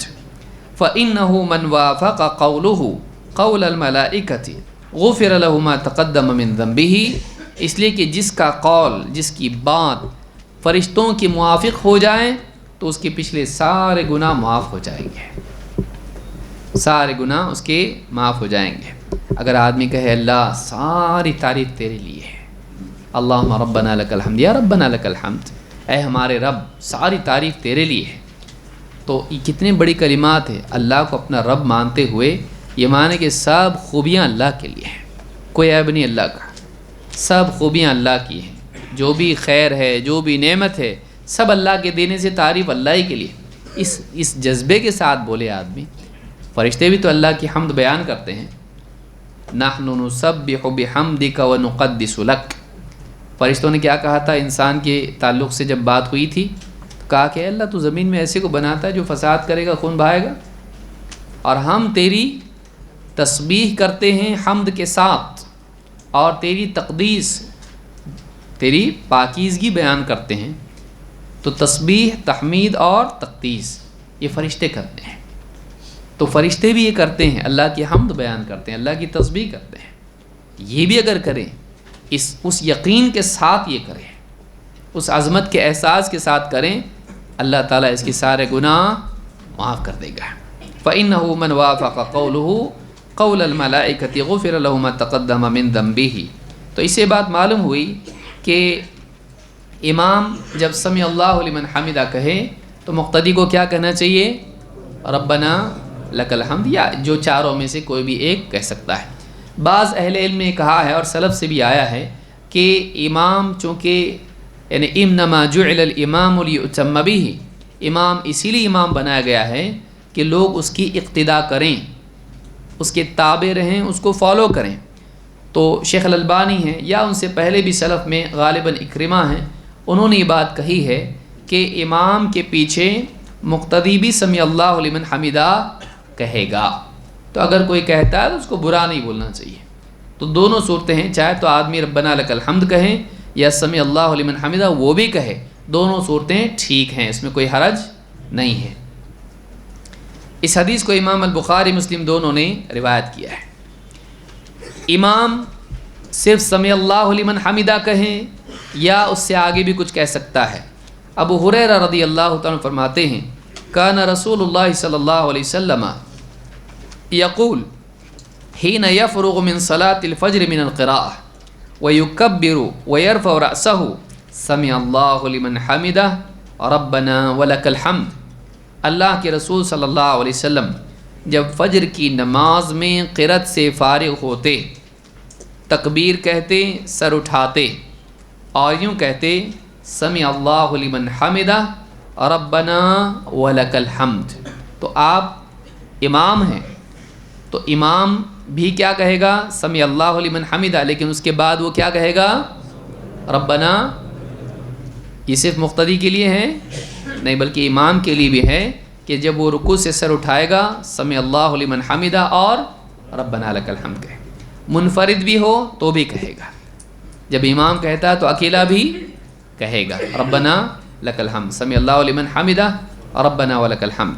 اس حدیث کو امام البخاری اور مسلم دونوں نے روایت کیا ہے۔ دونوں سجدوں کے درمیان کیا کریں؟ دونوں سجدوں کے درمیان اللہ کے نبی صلی اللہ علیہ وسلم سے 2 مرتبہ رب اغفر لی، رب اغفر لی 2 مرتبہ کہنا ثابت ہے۔ حذیفہ رضی اللہ تعالیٰ عنہ کہتے ہیں ان النبی صلی اللہ علیہ وسلم کان یقول بین السجدتین رب اغفر لی رب اغفر لی۔ اللہ کے رسول صلی اللہ علیہ وسلم 2 سجدوں کے درمیان رب اغفر لی اور رب اغفر لی کہا کرتے تھے، اے میرے رب میری مغفرت کر دے۔ کیا مانگتے تھے؟ اے میرے رب میری مغفرت فرما۔ یہ ابو داؤد، نسائی اور ابن ماجہ کی روایت ہے۔ تو معلوم ہے کہ 2 سجدوں کے درمیان بھی ذکر ہے، تو یہ جو بیچ کی بیٹھک ہے اس میں بھی ذکر کرنا چاہیے، اور اس سے فائدہ یہ ہوتا ہے کہ دونوں سجدوں کے درمیان فصل ہو جاتا ہے، یہ نہیں کہ آدمی دھڑ سے اٹھا اور دھڑ سے چلا گیا، نہیں، بلکہ بیٹھ کے رب اغفر لی کہے گا تو اتنا وقت مل جاتا ہے اور اس کا بیٹھنا طویل ہوتا ہے، جلدی والی نماز سے بچ جاتا ہے۔ تو 2 سجدوں کے درمیان آدمی کو ذکر کرنا چاہیے، یہ ذکر کرنا چاہیے۔ اس کے علاوہ کچھ اور بھی اذکار آئے ہیں جو ثابت ہیں وہی پڑھیں، اپنی طرف سے کوئی ذکر نہ کرے۔ اب بولے 2 کی وجہ 3 پڑھیں گے، 3 میرے علم میں کوئی دلیل نہیں ہے، 2 آئے تو 2 پڑھنا، 1 آئے تو 1 پڑھنا، 3 آئے تو 3۔ جس عدد کے ساتھ نبی صلی اللہ علیہ وسلم سے کوئی عمل ثابت ہو اسی عدد کا اہتمام کرنا چاہیے، اپنی طرف سے گھٹانا بڑھانا صحیح ہے نہیں ہے۔ چلیے آگے بڑھتے ہیں۔ جلسہ استراحت اور اس سے قیام۔ جلسہ استراحت کس کو کہتے ہیں؟ 2 سجدوں کے بعد اگلی رکعت کے لیے کھڑے ہونے والا ہے۔ کون سی رکعت کے لیے؟ دوسری یا چوتھی، دوسری یا چوتھی، پہلی ہوئی اور اس کے بعد دوسری ہے، تو اس کے لیے جو بیٹھتا ہے، یعنی پہلی رکعت میں جو بیٹھتا ہے دوسری کے لیے کھڑا ہونے سے پہلے، یا تیسری رکعت پر جو بیٹھتا ہے چوتھی کے لیے کھڑے ہونے سے پہلے، اس کو جلسہ استراحت کہتے ہیں۔ جلسہ استراحت، اس کی تفصیل کیا ہے؟ دوسری اور چوتھی رکعت کے لیے کھڑے ہونے سے قبل جلسہ استراحت کرنا۔ مالک ابن حویرث کہتے ہیں، مالک ابن حویرث اللیثی، انہ رأى النبی صلی اللہ علیہ وسلم یصلی، انہوں نے اللہ کے رسول صلی اللہ علیہ وسلم کو دیکھا نماز پڑھتے ہوئے۔ فَإِذَا كَانَ فِي وِتْرٍ مِّن صَلَاتِهِ لَمْ يَنْهَضْ حَتَّى يَسْتَوِيَ قَاعِدًا، جب آپ نماز میں طاعت رکعت میں ہوتے، وتر من صلاتہ، وتر کے معنی ہوتے ہیں آڈ، 1 3 5، تو اس طرح سے جب آپ وتر رکعت میں ہوتے تو آپ کھڑے نہیں ہوتے جب تک کہ ٹھیک سے بیٹھ نہیں جاتے ہیں۔ اس حدیث کو امام البخاری نے روایت کیا ہے۔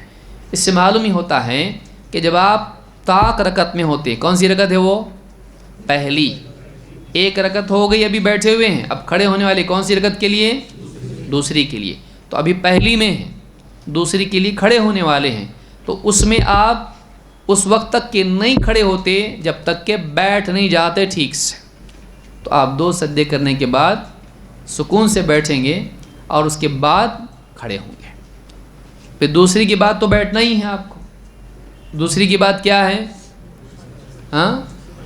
تشہد ہے، اتحیات پڑھنا ہے، وہ تو بیٹھنا ہی بیٹھنا ہے۔ پھر اس کے بعد تیسری رکعت کے لیے کھڑے ہوں گے، کھڑے ہونے کے بعد پھر سجدے 2 کرنے کے بعد رکوع سجدہ کریں گے، اس کے بعد پھر تیسری میں ہیں آپ، چوتھی میں جانے والے ہیں، تو اس تیسری میں بھی کیا کرنا ہے؟ 2 سجدوں کے بعد بیٹھنا ہے اور پھر اٹھنا ہے۔ بعض لوگ کہتے ہیں کہ یہ ثابت نہیں ہے، لیکن یہ حدیث بتاتی ہے، اس کو امام البخاری نے روایت کیا ہے کہ صاف صریح الفاظ ہیں، جب آپ نماز میں وتر رکعت میں ہوتے تو آپ کھڑے نہیں ہوتے جب تک کہ ٹھیک سے بیٹھ نہیں جاتے۔ بعض لوگوں نے کہا کہ یہ بڑھاپے کی وجہ سے تھا، لیکن اللہ کے نبی صلی اللہ علیہ وسلم کا عمل صحابی ذکر کر رہے ہیں اور یہ نہیں کہہ رہے ہیں کہ بڑھاپے کی وجہ سے تھا۔ سمجھ میں آ رہی بات؟ کہ انہوں نے عمل ذکر کیا، نماز کا عمل ذکر کیا، اور یہ نہیں کہا کہ بڑھاپے کی وجہ سے تھا، بلکہ انہوں نے آپ کا عمل ذکر کیا۔ لہٰذا ہم کو بھی اس کا اہتمام کرنا چاہیے۔ کوئی آدمی اگر یہ کہتا ہے کہ نہیں بڑھاپے ہی کی وجہ سے تھا، تو پھر ہم کم سے کم اس کو یہ تو کہنا چاہیے بوڑھے لوگ ایسا کریں۔ بولتا ہے کوئی ایسا؟ نہیں بولتا ہے۔ تو یہ ظلم ہے کہ نبی صلی اللہ علیہ وسلم کی سنت سب کے لیے ہے۔ اگر بڑھاپے کی بات ہوتی تو دلیل اس میں آتی، صحابی کہتے آپ نے مجبوری کی وجہ سے ایسا کیا، بڑھاپے کی وجہ سے ایسا کیا، کمزوری کی وجہ سے ایسا کیا۔ جیسے مثلا اللہ کے رسول صلی اللہ علیہ وسلم سوار ہوئے اور آپ سواری سے گر گئے، آپ کے پاؤں میں چوٹ آئی، تو آپ نے بیٹھ کے نماز پڑھائی۔ تو صحابی نے بتایا نا وہاں پہ کہ آپ کے پاؤں میں چوٹ آئی، اس لیے آپ نے کیا کیے؟ بیٹھ کے نماز پڑھائے۔ تو بیٹھ کے نماز کیوں پڑھائیں؟ پاؤں میں چوٹ آئی، گھٹنے میں چوٹ آئی۔ یہاں ٹیک کے کیوں، یعنی بیٹھ کے کیوں اٹھتے تھے؟ بتایا کچھ ایسا بڑھاپے کی وجہ سے، بیمار تھے، بھوکے تھے، کچھ بتایا ایسا؟ نہیں۔ جب نہیں بتایا تو اپنی طرف سے وجہ مت جوڑ۔ سمجھ میں آ رہی بات؟ کہ جب صحابی نے اپنی طرف سے کوئی وجہ اس کی نہیں بتائی ہے، تو وجہ مت جوڑ، کیونکہ تو تھا وہاں پہ، جو تھا وہ تو نہیں بتا رہا، جو وہاں تھا وہ تو وجہ نہیں بتا رہا کوئی، وہ نبی کا عمل بتا رہا ہے، اور تو جہاں نہیں تھا وہاں پہ اپنی طرف سے وجہ بتا رہا ہے۔ یہ نبی پر جھوٹ بولنا ہے، نہیں بولنا چاہیے ایسا۔ بغیر علم کے رسول اکرم صلی اللہ علیہ وسلم کے بارے میں اپنی طرف سے کچھ بھی بتائے تو یہ صحیح نہیں ہے۔ من کذب علی متعمدا فلیتبوأ مقعدہ من النار، جو جانتے بوجھتے مجھ پر جھوٹ گھڑے وہ اپنا ٹھکانہ جہنم میں بنائے۔ بچنا چاہیے، احتیاط کرنا چاہیے۔ تو یہ بخاری کی روایت ہے جس میں معلوم ہوتا ہے کہ آپ وتر رکعت میں ہوتے تو پہلی اور تیسری رکعت کے اختتام پر دوسری اور چوتھی رکعت میں جانے سے پہلے، کھڑے ہونے سے پہلے بیٹھ کے اٹھتے تھے۔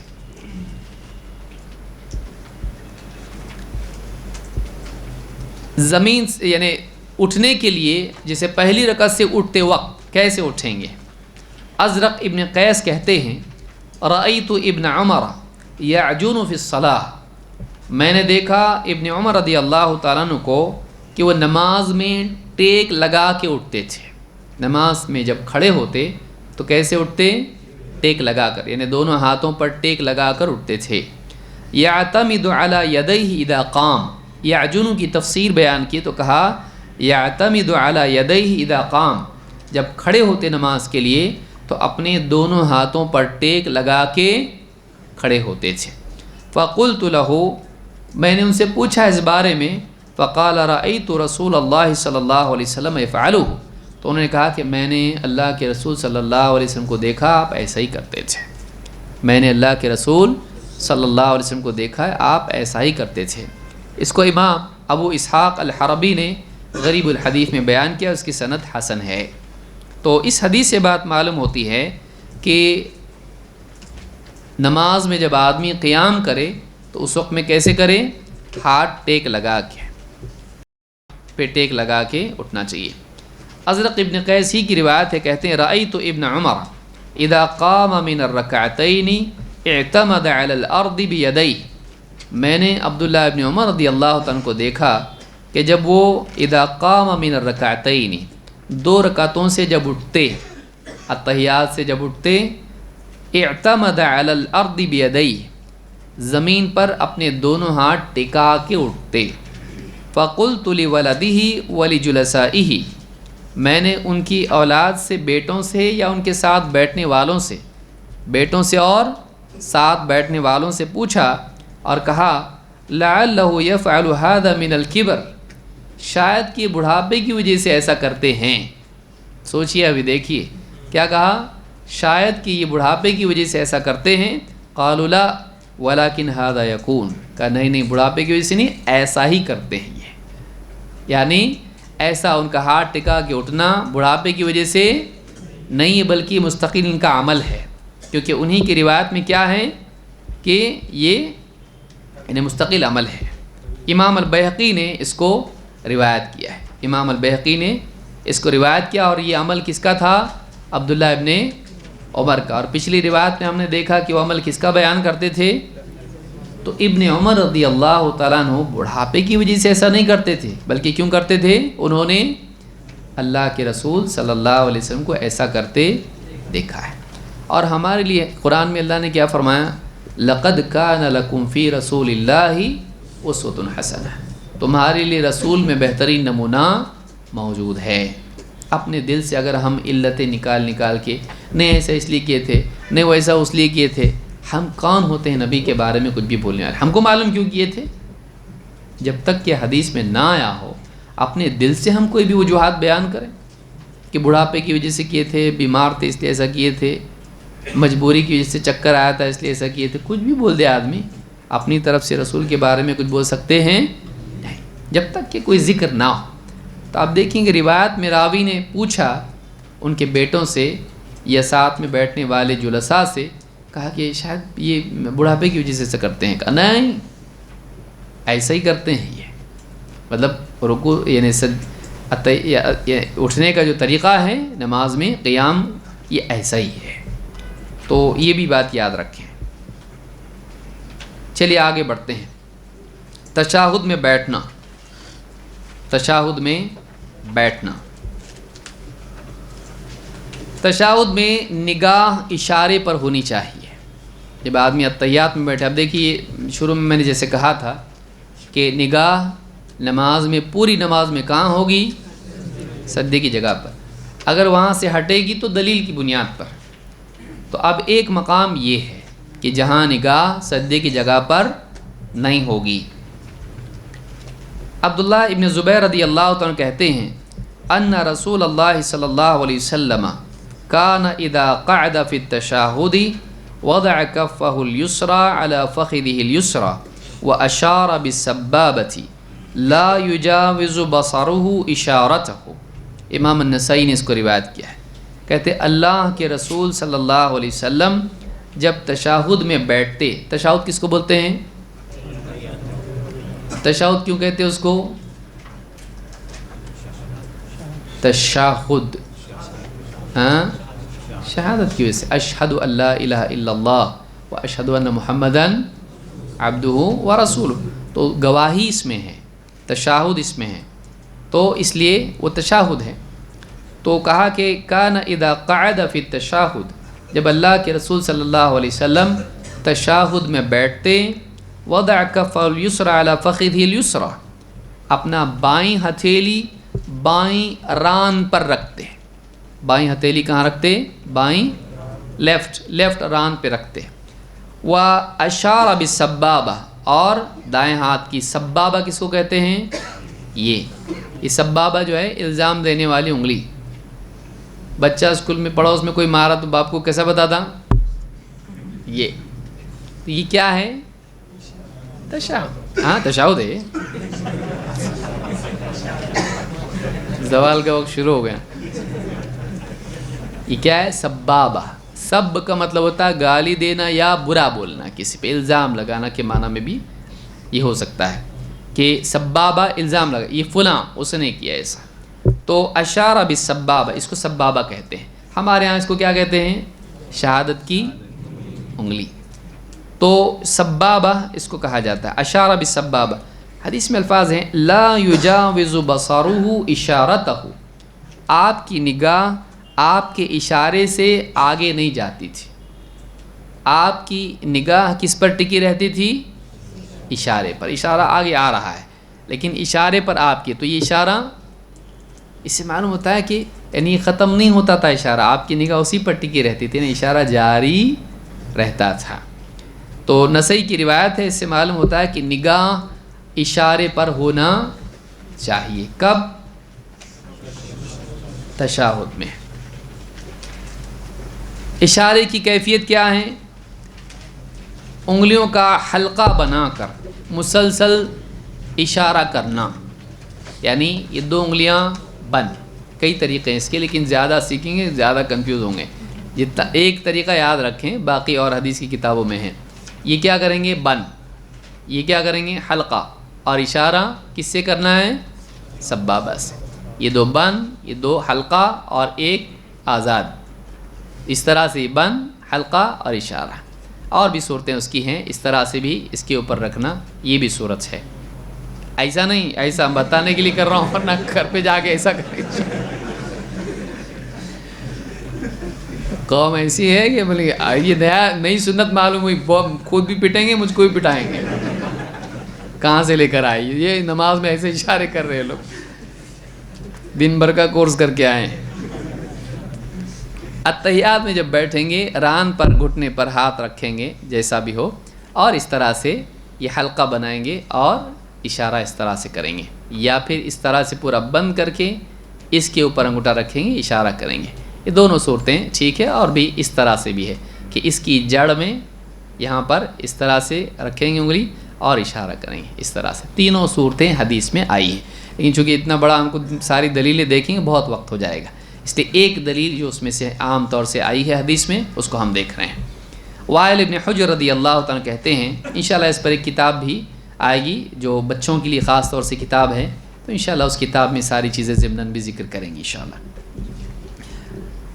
وائل ابن حجر رضی اللہ تعالیٰ عنہ سے روایت ہے، کہتے ہیں قلت لأنظرن الى صلاة رسول اللہ صلی اللہ علیہ وسلم کیف یصلی، کہتے ہیں کہ میں نے سوچا کہ میں ضرور اللہ کے رسول صلی اللہ علیہ وسلم کی نماز دیکھوں گا کہ آپ کیسے نماز پڑھتے ہیں۔ فنظرت الیہ، تو میں نے آپ کو دیکھا، یعنی نماز پڑھتے ہوئے دیکھا۔ فوصف، پس انہوں نے بعد میں اللہ کے نبی صلی اللہ علیہ وسلم کی نماز کا حال بیان کیا۔ قال ثم قعد وافترش رجلہ الیسریٰ، اللہ کے نبی صلی اللہ علیہ وسلم اتحیات میں بیٹھے تو اپنا بایاں پاؤں بچھا دیا، بایاں پاؤں بچھایا، جیسے اتحیات میں ہم بیٹھتے ہیں اس کے اوپر بیٹھتے ہیں۔ وافترش رجلہ الیسریٰ ووضع کفہ الیسریٰ علی فخذہ ورکبتہ الیسریٰ، اور آپ نے اپنی بائیں لیفٹ ہتھیلی اپنی ران، بائیں ران اور گھٹنے پر رکھی، بعض لوگ کہتے ہیں گھٹنے پہ نہیں رکھنا، انگلیاں کاٹ دی جائیں گی، کوئی دلیل نہیں ہے اس کی، کون کاٹے گا؟ مؤذن صاحب، اللہ حفاظت کر۔ یہ حدیث میں کیا ہے کہ آپ نے بائیں ران پر اور بائیں گھٹنے پر اپنی ہتھیلی رکھی، یعنی پورا ہاتھ اس طرح سے ٹکایا، تو ران اور گھٹنے پر ہتھیلی آپ کی آئی، تو گھٹنے پر ہاتھ رکھنے میں کوئی حرج نہیں ہے اتحیات میں۔ بعض لوگ اس کو معیوب سمجھتے ہیں، غلط مانتے ہیں، اس کی کوئی دلیل نہیں غلط ہونے کی، ہمارے رسول صلی اللہ علیہ وسلم اگر کوئی عمل کریں وہ غلط نہیں ہوتا ہے، اگر اس کو غلط کوئی سمجھتا ہے تو وہ غلط ہوتا ہے، وہ سوچنے والا وہ غلط ہے۔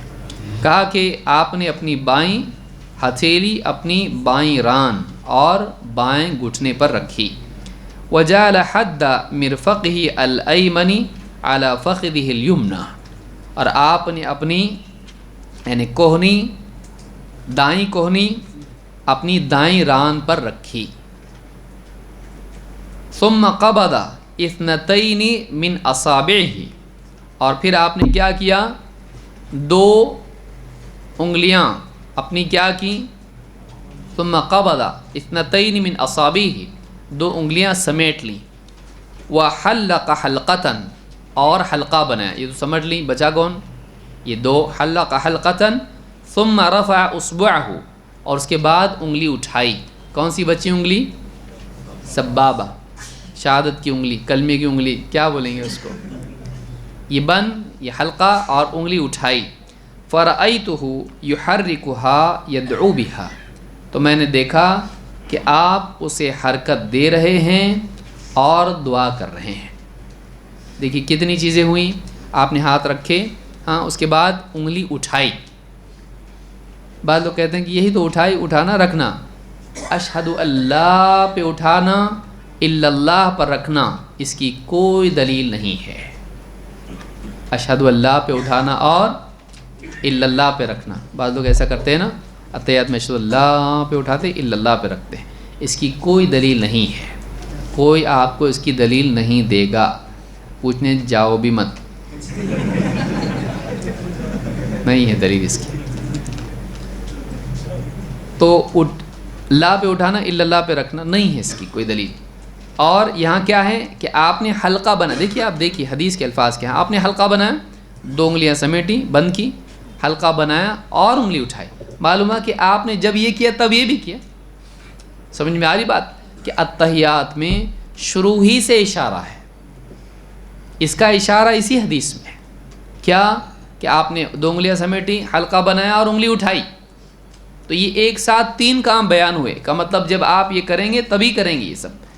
اور کہتے ہیں کہ ثم رفع اصبعہ، آپ نے انگلی اٹھائی، فرأیتہ یحرکها یدعو بها، میں نے دیکھا آپ اس کو حرکت دے رہے ہیں اور دعا کر رہے ہیں۔